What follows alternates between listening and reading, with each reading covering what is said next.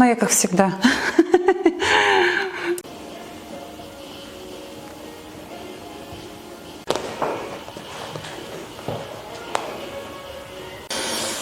При желании сапожки можно собрать гармошкой вниз.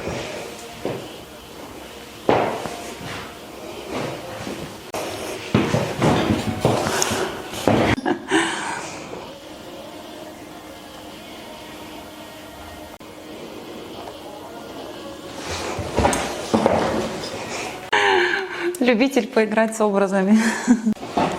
Но это не про эту пару, это обувь у нас. Да, у нас был один инцидент.